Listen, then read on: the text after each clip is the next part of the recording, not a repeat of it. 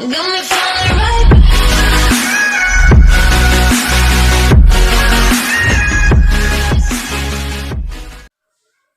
भले ही आज हम लोग ये सीखने वाले हैं कि लव में जो इंसान लव वाकई करते हैं तो उनके लिए इंग्लिश में सेंटेंसेस क्या क्या होने चाहिए जो वो रेगुलरली यूज करते हो या फिर समटाइम्स यूज करते हो।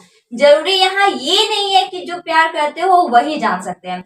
जरूरी यहाँ ये है कि एटलीस्ट आपको भी तो आने चाहिए ना इंग्लिश में कन्वर्ट करना। कि अगर कोई आपसे पूछेगा कि ये वाला सेंटेंस को आप इंग्लिश में कैसे कर सकते हैं कि मैं तुम्हारा साथ मरते दम तक निभाऊंगा, तो आप मरते दम का इंग्लिश ही नहीं जानते हैं तो आप उसको ट्रांसलेट करके कैसे बताएंगे।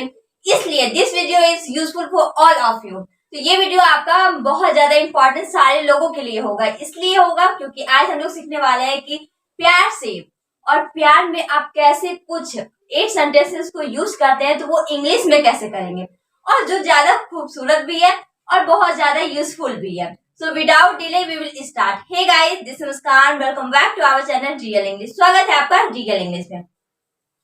सबसे पहला जो सेंटेंस यूज होता है ना, या फिर if you love with any girl और एनी बॉय, या you fall in love and you didn't say anything about your love, it's this video is for you.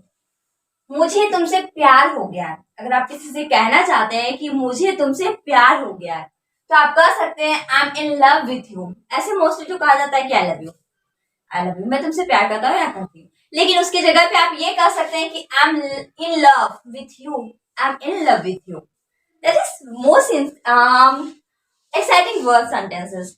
Next है मैं हमेशा तुम्हारा साथ दूंगा। ये कहा जाता है कि जो रियल प्यार होता है, या फिर अगर मैं विश्वास की बात करूं तो कहा जाता है कि मैं तुम्हारा हमेशा साथ दूंगा। या फिर आप कह सकते हैं मैं भी आपको बड़ा साथ दूंगी, क्योंकि क्या होता है ना, ये सेंटेंस यूज भी हो सकते हैं फ्रेंड्स के लिए भी और बॉयफ्रेंड गर्लफ्रेंड दोनों के लिए। तो आप क्या कहेंगे, I will always be with you, I will always be with you. Next है वादा करो तुम मेरा साथ कभी नहीं छोड़ोगे। वादा करो तुम मेरा साथ कभी नहीं छोड़ोगे। Promise me you will never leave me, promise me you will never leave me. ये मतलब अगर आप मैरिज करने वाले हैं या फिर आपकी होगी तब आप ये कर सकते हैं यूज, या फिर आप जनरली भी अपने लवर्स को कर सकते हैं या बिलव को कर सकते हैं कि प्रॉमिस कीजिए कि आज के बाद आप मुझे कभी छोड़ करके नहीं जाएंगे या छोड़ेंगे। या फिर आप यूज भी करते हो, अगर आप हिंदी में यूज करते हो तो आज से अब इंग्लिश में भी यूज कीजिएगा। नेक्स्ट है जाने मन मेरा प्यार तुम्हारे लिए कभी खत्म नहीं होगा। जाने मन मेरा प्यार तुम्हारे लिए कभी खत्म नहीं होगा। इसको आप इंग्लिश में क्या बोल सकते हैं, sweet heart. Sweet heart means जाने मन, या फिर डार्लिंग भी यूज कर सकते हैं आप। My love for you will never and, my love for you will never and. Next है मैं तुमसे प्यार करता हूं और मरते दम तक मैं तुमसे प्यार करूंगा। इट मीन्स कि जो सच में प्यार करते हैं ना किसी से भी, चाहे वो कोई भी पर्सन क्यों ना हो, तो वो कभी भी उसका साथ नहीं देते, चाहे वो उसके साथ गलत ही क्यों ना कर रहा हो या कर रही हो, वो कभी नहीं छोड़ते। या फिर वो किसी और को भी बताते हैं कि अगर वो मेरे साथ गलत भी कर रही थी या कर रही है फिर भी मैं उसका साथ नहीं दूंगा, क्योंकि दिस इज ट्रूली लव। तो आप कह सकते हैं यहाँ I love you and I will love you until I die, मरते दम तक मैं तुमसे प्यार करते रहूंगा। नेक्स्ट है काश कि मैं तुम्हें बता सकता कि मैं तुमसे कितना प्यार करता हूँ, या फिर आप बोल सकते हैं काश कि मैं तुम्हें बता सकता कि मैं तुमसे कितना प्यार करती हूँ। तो दिस लाइन बहुत ज्यादा यूजफुल होता है, इंस्पायर यूज करता है, क्योंकि ना प्यार एक ऐसा मतलब क्या इमोशन चीज होती है, और ये जो अट्रैक्शन होता है, प्यार किसी से अगर हो जाता है तो वो जा ही नहीं किया जा सकता। हाँ, कुछ चीजें ऐसी होती है जिसको देखने के बाद लगता है कि he is fall in love with her और विथ यू लाइक दिस। बस हम लोग ये नहीं बता सकते कि कितना करता है, हो सकता है वो जरा सा करता हो, जो हो जाता है जनरली आते जाते भी प्यार हो जाता है किसी से। या फिर कह सकते हैं फ्रेंड्स के साथ जा आ रहे हैं तो फ्रेंडशिप बढ़ गया तो उससे लव हो गया। तो प्यार मतलब जा ही नहीं किया जा सकता कि how much do you love, आप कितना प्यार करते हैं। तो अगर आप ये सेंटेंस किसी को बोलते हैं तो वाकई बहुत ज्यादा इम्प्रेशन बढ़ा देता है ये चीज कि I wish I would tell you how much I love you. इसमें बहुत सारी चीजें सीखने के लिए मिलती है कि आप कैसे ट्रांसलेट कर सकते हैं, कौन सा सेंटेंस को कैसे यूज किया जाता है, कौन सा वर्ब लगाया जाता है।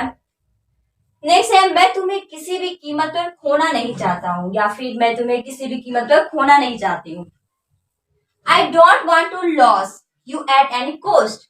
आई don't want you, I do not want, या फिर आप डोंट बोलिए या डू नॉट बोलिए। I do not want to lose you at any cost. At any cost का मतलब होता है किसी भी कीमत पर। जैसे कि हम लोग मोस्टली जानते हैं कि किसी भी कीमत पे तुमको ये प्रोजेक्ट बनाना ही तो बनाना है, तो किसी भी कीमत पर, तो एट एनी कोस्ट। या आप बोल सकते हैं I do not want to lose you at any coast.